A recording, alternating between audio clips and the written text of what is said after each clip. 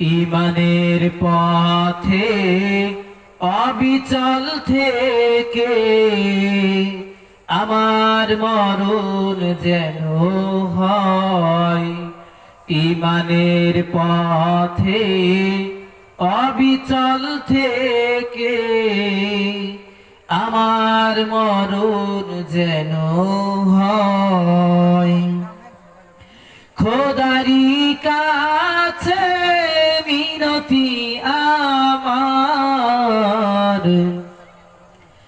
ঈমানের পথে অবিচল থেকে আমার মরণ যেন হয়।